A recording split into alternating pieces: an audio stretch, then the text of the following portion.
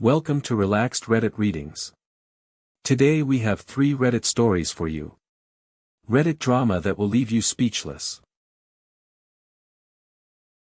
Story 1. My brother won't stop watching Star Wars and it's driving me insane. So my 26-year-old brother moved back home and has literally turned our living room into a Star Wars shrine, and I think I'm losing my mind. I'm 19 and still living with my parents, which was totally fine until a few months ago when my older brother had to move back in with us. He's been struggling with mental health issues, so I get that he needed to come home. I'm not heartless about that part. But here's where I'm going crazy: this guy watches nothing but Star Wars. And I mean nothing. Movies, TV shows, animated series, documentaries about Star Wars, fan-made content, reaction videos to Star Wars stuff. If it has anything to do with that galaxy far, far away, he's watching it in our living room. Every single day. Now don't get me wrong, I don't hate Star Wars. I've seen the movies, they're fine. But when you're hearing lightsaber sounds and John Williams music literally every time you walk through your own house, it gets old really fast. I can't watch the news, catch up on any of my shows, or just have normal TV time because it's always Star Wars o'clock in there. The worst part is that he gets genuinely upset if anyone suggests watching anything else. Like, actually upset. If I ask if we can watch a basketball game or if my parents want to put on their usual evening shows, he acts like I'm personally attacking him. He'll go into this whole speech about how Star Wars is the greatest storytelling ever created and how other stuff just isn't as good. I've tried to be patient because I know he's going through a tough time, but it's been months of this. Months of hearing, "May the Force be with you," and Darth Vader breathing sounds while I'm trying to do homework or just exist in my own house. Finally, last week I snapped a little bit. He was going on about how we should marathon all the movies again, and I said something like, "You know other movies and shows exist, right?"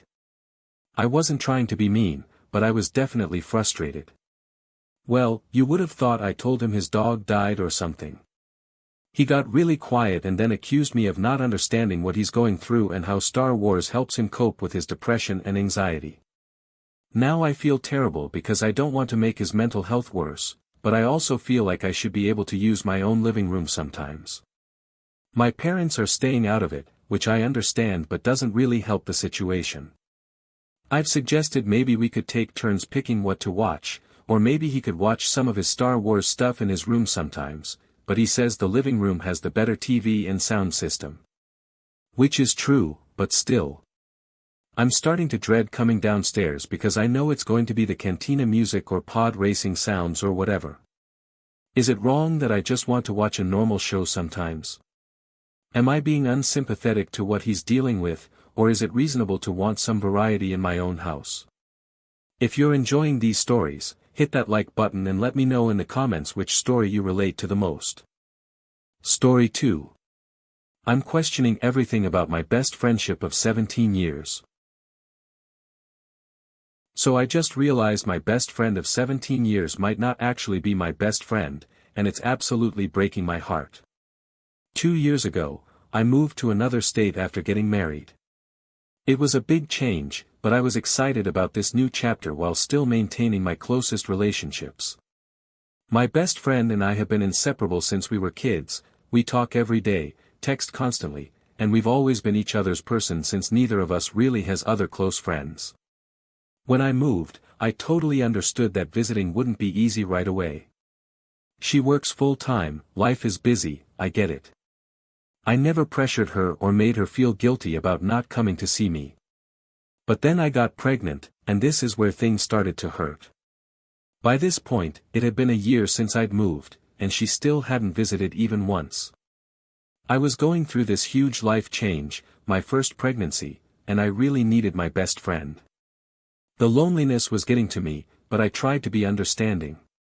When it came time for my baby shower, I knew she probably couldn't make the trip, so I didn't even invite her. I didn't want to put that pressure on her or make her feel bad about not being able to come. I just quietly had my shower with local friends and family. But here's the thing that's really messing with my head: now she's pregnant, and suddenly everything is different. She's having her baby shower, and not only does she expect me to come, but she's hurt that I even hesitated when she told me about it. When I mentioned that I'd have to arrange childcare for my baby and figure out travel logistics, she got upset and made me feel like I was being a bad friend for not immediately saying yes. So let me get this straight, when I was pregnant and needed support, she couldn't make the trip. But now that she's pregnant, I'm supposed to drop everything and figure out how to travel with an infant to be there for her. The double standard is hitting me like a truck. I've been thinking about our entire friendship differently now. Have I always been the one putting in more effort? Have I been so focused on being understanding and accommodating that I never noticed she doesn't do the same for me? It's making me question everything about our relationship. I love her, I really do, but I'm starting to feel like maybe I've been more invested in this friendship than she has. The worst part is that I don't even know how to bring this up without sounding petty or like I'm keeping score. But honestly, maybe I should be keeping score a little bit. Maybe noticing when things are one-sided isn't petty, maybe it's just realistic. Now I'm torn between going to her baby shower to maintain our friendship and standing my ground about the unfairness of the situation. Part of me wants to be there for her because that's what best friends do, but another part of me is tired of always being the one who has to make the effort and accommodation. Am I wrong to feel like this friendship has become unbalanced, or should I just suck it up and be there for her like I always have been? Story 3. My mom never protected me from racism, so I won't let it happen to my kid. So I just told my mom that I refuse to put up with racism against my child the way she did with me, and the conversation did not go well. I need to give you some background here because this goes way back. My mom is white, my dad is black, and they split when I was little. I'm not white passing, but I'm also not obviously read as black unless I wear my natural hair down. I'm pretty racially ambiguous looking. Growing up, my mom's side of the family had several racist people in it. And I'm not talking about just ignorant comments here and there. I'm talking about relatives who would make light racist jokes all the way up to an uncle who straight up uses the N-word. My mom never once protected me or my brothers from these comments growing up. Never. She would just sit there while her family made these horrible remarks, sometimes right in front of us kids. I remember being so confused and hurt as a child, wondering why mom wasn't saying anything when her brother would make these awful jokes or comments about black people, knowing that we were half black. It messed with my head for years. Now I have my own child, and let me tell you, the dynamics have not changed one bit. My kid is even more ambiguous looking than I am, but that doesn't matter to me. I know exactly what kind of comments and jokes are going to start flying as my child gets older, and I'm not having it. Recently, we were at a family gathering and sure enough, the same old racist uncle started making his typical comments. But this time, I didn't just sit there like my mom always did. I spoke up. I told him his comments weren't acceptable and that I wouldn't tolerate that kind of talk around my child. You would have thought I'd dropped a bomb in the middle of the room. My mom immediately got upset with me for causing a scene and making things awkward.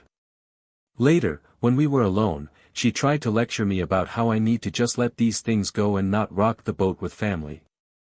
That's when I lost it. I told her point blank that I am not going to put up with racism against my kid the way she did when I was growing up. I told her that her silence back then felt like abandonment, and that I refused to abandon my child the same way.